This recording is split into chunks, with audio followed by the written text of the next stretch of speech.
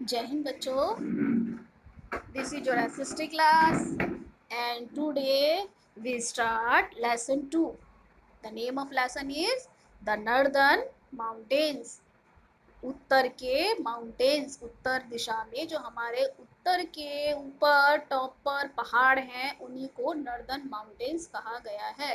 और इस चैप्टर में हम नॉर्दर्न माउंटेन्स के बारे में पढ़ेंगे। अब आप पिक्चर में देखिए, यहाँ पर आपको ये पिंक वाला एरिया जो दिखाई दे रहा है यही हमारा नॉर्दर्न माउंटेन्स का एरिया है। ठीक है, चलिए अब पढ़ते हैं इस चैप्टर में इसके बारे में। Let's start. There is a long range of mountains in the north and northeast of our country. There is a long range. यहाँ पर एक लंबी श्रृंखला है माउंटेन्स की, पहाड़ों की।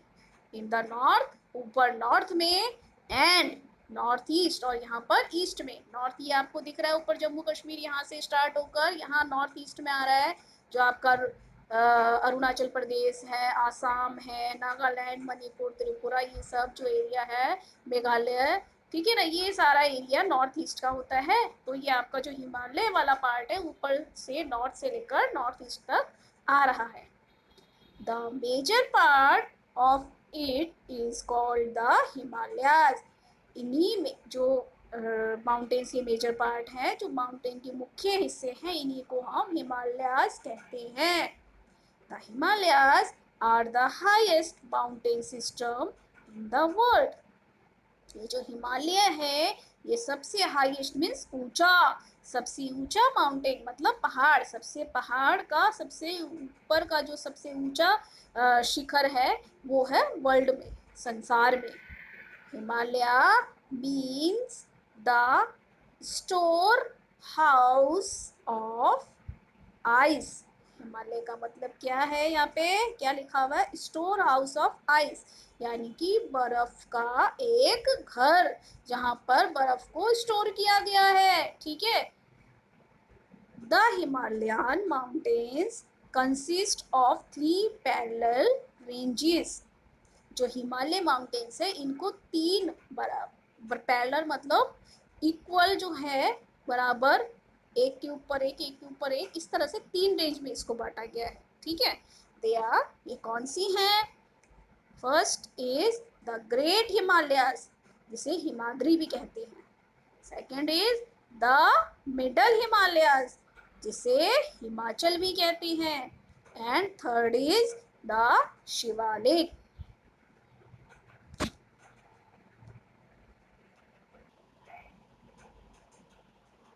चलिए अब हम द ग्रेट हिमालयाज और हिमाद्री के बारे में पढ़ेंगे डिटेल में। This is the northern most range of the Himalayas. ये सबसे ऊपर वाली, ठीक है, सबसे ऊपर वाली रेंज है, श्रेणी है हिमालय की। And is the highest of the 3 range, और तीनों रेंज जो ये आपने ऊपर मैंने आपको बताई, ग्रेट हिमालय, मिडल हिमालय, शिवालिक, इन तीनों में सबसे ऊंची भी है। ठीक है। The well known peak, the mount Everest 8,848 metre. आप सभी जानते हैं, आपने नाम सुना है ना माउंट एवरेस्ट का, जिसको सबसे ऊंची पीक बोला जाता है। ठीक है ना, हाईएस्ट पीक। ठीक है। इसकी जो बात मैं कर रही हूँ माउंट एवरेस्ट की, इसकी जो हाइट है वो है 8,848 मीटर। ठीक है ना। स्टैंड इन दिस रेंज, और ये वाली जो माउंटेन्स रेंज है जिसकी मैं आपको बता रही हूँ, ये इसी रेंज में आती है। किसमें आती है? ग्रेट हिमालयाज में। ठीक है। इट इज इन नेपाल, और ये कहाँ पर है? नेपाल में। कंचनजंगा, कंचनजंगा ये भी एक माउंटेन पीक है। इसकी हाइट आपको दी हुई है 8,598 metre, 8,598 metre. Is the highest peak in the Indian Himalayas. जो ये वाली रेंज है कंचनजंगा, ये इंडिया में पड़ने वाले जो हिमालय रेंज है उसमें सबसे ऊंची मानी जाती है। ठीक है, वर्ल्ड में कौन सी मानी जाती है? Mount Everest. और इंडिया की कौन सी बताई गई है यहाँ पे? कंचनजंगा। नंदा देवी नंगला पर्वत, ठीक है, सॉरी सॉरी सॉरी, नं हाँ, नंदा देवी और नंगा पर्वत and Badrinath and Annapurna are other important peak of the range। ये जो मैंने नाम पर भी पढ़े हैं ये भी हिमालय की मुख्य श्रेणियों में से, रेंज में से कुछ नाम है। नंदा देवी, नंगा पर्वत, ठीक है, और बद्रीनाथ और अन्नपूर्णा। ठीक है, next paragraph.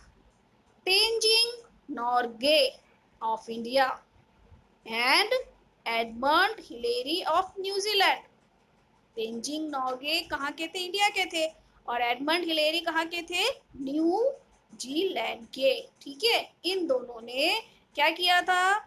Were the first to climb the top of the mount Everest. ये दोनों सबसे पहले ऐसे व्यक्ति थे जो माउंट एवरेस्ट पर चढ़े थे। कब? इन 1953। लेटर उसके बाद इन 1984 में बछेंद्री पाल, ठीक है ना बेटा, एंड इंडियन वुमेन, जो एक महिला थी, भारतीय महिला, also succeed in climbing this peak. वो भी सफल हुई थी इस पर्वत पर चढ़ने के लिए। ठीक है ना, सबसे पहले ये दोनों चढ़े थे, तेंजिंग नॉर्गे इंडिया के और एडमंड हिलेरी न्यूजीलैंड के। ठीक है, ये कब चढ़े थे? 1953 में। उसके बाद 1984 में बछेंद्री पाल, जो एक इंडियन वुमेन थी, वो इस पर चढ़ी थी। The peaks are always snow covered. ये जो पीक्स है, ये जो श्रेणियां हैं, ये हमेशा, ऑलवेज मीन्स हमेशा, स्नो कवर्ड रहती है, यानी कि बर्फ से ढकी रहती है। ब्लॉक्स ऑफ आइस कॉल्ड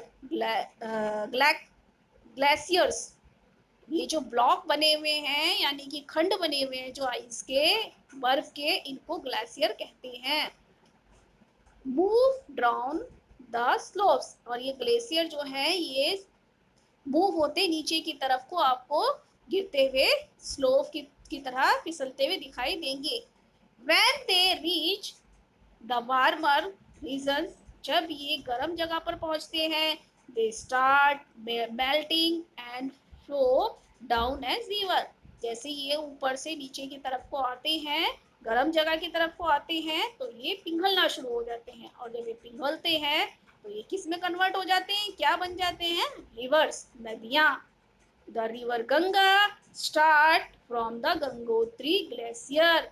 जो आपकी रिवर गंगा है, आपने सुन रखा है गंगा नदी का नाम, ये कहाँ से स्टार्ट होती है? गंगोत्री ग्लेशियर से। ठीक है, ऊपर हिमालय के गंगोत्री ग्लेशियर से ये बनती है। उसके बाद यमुना स्टार्ट, यमुना कहाँ से स्टार्ट होती है? From the Yamunotri. The Indus and the Brahmaputra are also fed by melting snow. ये इंदुस और ब्रह्मपुत्र जो नदियां हैं, ये भी किससे बनती है? इन्हीं स्नो के, इन्हीं बर्फ के मेल्ट होने से, पिघलने से बनती है। Since it is very cold, इसीलिए ये इतनी ठंडी होती है। देयर इज नो वेजिटेशन, यहाँ पर कोई भी वेजिटेशन नहीं होती, कोई हरियाली नहीं होती, बर्फ के कारण यहाँ कोई हरियाली नहीं